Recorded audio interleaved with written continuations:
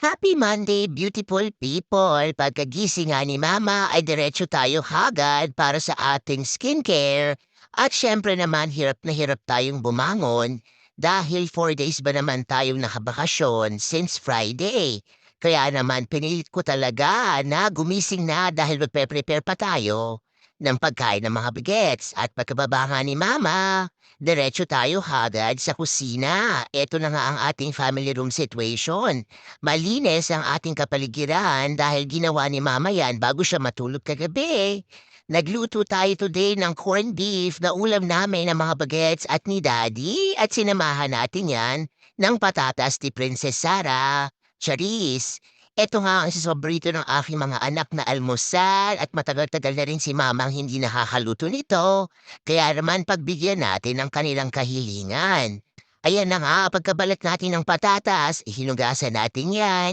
At syempre, buksan din natin ang ating corned beef.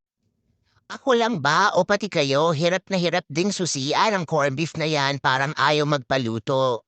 Malapit na nga mag-alas 6 at hinahabol nating maluto ang ating almusal bago pa bumangon ang ating mga bagets. Pinrito ko lang ng bahagya ang patatas at nilagay ko na nga ang corned beef. Hindi na ako naglalagay ng sibuyas dyan dahil ayaw naman ng aking mga anak. Habang niluluto at pinapakuluan natin ang corned beef, syempre si Mama ay nag-multitask. Inakyat na natin ang ating temperature, binuksan natin ang kurtina at wala pa nga si Haring Araw at syempre naman pinakain ko na din ang aming mga pets na si Nugget at Piggy Smalls dahil kanina pa nga nag-iingay ang mga yan. Hindi nagtagal, bumaba na din si Bunso at nakahiga pa nga sa couch dahil antok na antok pa ang ating bagets. Hirap na hirap din gumising ng umaga dahil sa kanilang 4 days na vacation. At nagmumultitask pa rin si Mama sa kusina. In-unload na nga natin ang mga malilinis na plato na ating gagamitin ngayong breakfast. Nag-init lang tayo ng bahaw at syempre habang inaantay nating lumambot ang corned beef ay nagmumultitask pa din tayo. Eto na nga ang almusal ni Bunso, palagi namang siya ang una nating kliyente. Siyempre, prepare ko na din ang kanyang gatas at ang vitamins na ng aking mga bagets. Dahil pag hindi natin ito ginawa, abay hindi nila yan iinumin. Kaya naman, ipinepare na rin ni Mama. At ganito nga siya, every morning, binibigyan tayo ng bonggang-bonggang hugs. Kahit malapit na lang mag-teenager si Bunso, ay pahilig pa rin niyang yumakap at humalik sa akin. Kaya naman ini-enjoy ko talaga yan dahil ang aking panganay ibabahagya na lang akong halikan. Ganyan nga talaga ang mga teenager siguro, kaya naman habang gusto pa niya ay ini-enjoy talaga ni Mama. Ready na nga siyang kumain at bumaba na din pala si Daddy kaya naman hinanda ko na din ang kanyang almusal. At eto nga tayo, nagpe-prepare din tayo ng baon naming ham sandwich ni Daddy para pananghalian. Nagbaon na din ako ng tinapay dahil today nga is going to be a long day for Mama. At habang ginagawa natin yan, nagpapainit na rin tayo ng tubig para sa ating kape na dadalahin sa work. Hindi talaga pwedeng mawala ang ating coffee dahil inaantok nga tayo minsan sa daan. Kaya naman dapat tayong umiinom ng kape para lagi tayong maging alerto. At nakalimutan ni Mamang hugasan ang kanyang coffee bottle kaya naman eto tayo for the linis. Ginamit ko nga yan kahapon sa event ni Bunso at nakalimutan na nating hugasan yan dahil sa kabisihan natin sa kitchen. At syempre, habang hinuhugasan natin yan, ay ina-unload ko na din ang iba pang mga gamit natin sa kusina para naman tayo ay magkaroon ng space.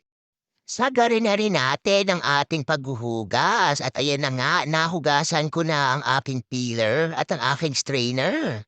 Ready na nga ang ating tubig at eto na isala na natin yan sa aming coffee bottle bago pa lumamig.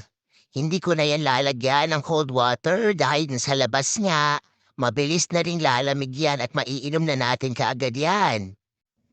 Nag-a-unload na nga ng mga clean dishes si Bunso dahil Lunes ngayon at nandiyan na din si Daddy at Ate nag-aalmusal na din. Pagkatapos ko silang asikasuhin ay nakaupo si Mama at tayo nga ay kumakain na rin ng ating almusal. Naglagay na tayo ng medyas at nakaupo tayo dahil matanda na nga si mama at hirap ng yumuko, masakit na ang ating likuran. Pagkatapos nga niyan ay back to the kitchen na naman ang inyong mama para maghugas ng ibang mga gamit. Ito nga ang mga bagay na hindi natin pwede ilagay sa dishwasher dahil bulky or plastic or kahoy kaya naman hinahandwash ko yan. Ayokong umalis ng bahay na madumi ang ating kitchen. Talagang that's a big no-no for me. Kaya naman dilinis na muna ni mama yan. Pagkatapos natin sa kitchen ay inasikaso ko din ang swim bag ng ating bunso. Ayan na nga ang kanyang flippers, ang kanyang towel at kickboard, pati na din ang kanyang swim cap at goggles. Dahil mamaya nga ay meron siyang training sa YMCA.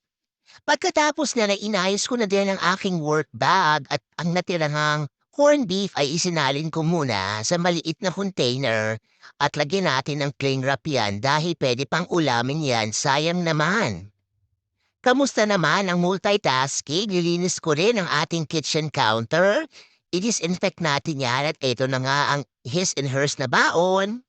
Meron naman si dading baong water at pinagbaon din natin siya ng cookie. Pagkatapos ni mama sa kitchen, pumunta naman tayo sa family room at nag-disinfect din tayo ng mga surfaces. Dahil winter na nga. Ready na tayo maghatid sa mga bagets at ready na nga si mamang pumasok sa work pero maglagay muna tayo ng bonnet dahil talaga namang nanginginig ang ating kalamnan. Napakasakit sa joints. Kamusta naman yan? Maaga pa mang umalis si daddy at ako nga ang naghatid sa aming mga anak dahil malayo ang kanyang work today at nakita niyo naman ang snow, hindi na talaga natutunaw. Uminom kaagad si mama ng kape dahil talaga namang napakalamig at nanunuot yan sa ating mga joints. Ito na tayo sa ating first patient at tingnan nyo naman yan, nakapark lang tayo sa gilid ng daan at hindi nga natin nailapit ang ating sasakyan dahil may snow pa. At ang black ice na ito ay nakakatakot kaya naman si mama ay hindi naglakad sa sidewalk dahil punong-puno pa rin yan ng yelo.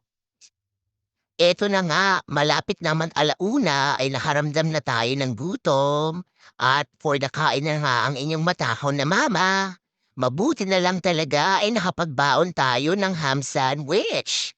Kumakain nga tayo ng ating pananghalian habang nagdadrive dahil medyo malayo pa rin ang ating next patient.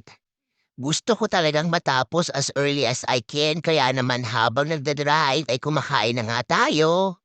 Ganyan nga ang buhay natin everyday.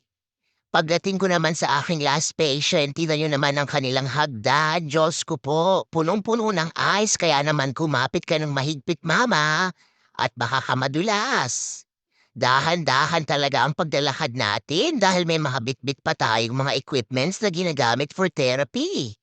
At syempre naman nagmamadali tayong pumasok sa loob ng sasakyan dahil napakalamig. Medyo delikado ngang magtrabaho kapag winter pero wala namang tayong choice dahil partiyan ng ating buhay bilang home health therapist. Kaya naman sa kapwa ko home health PT dyan ay dobre ingat tayo sa pagmamaneho at paglalakad. Mag-aalas 4 na nga nang makauwi si mama at talaga namang nagutom ng bonggang-bongga.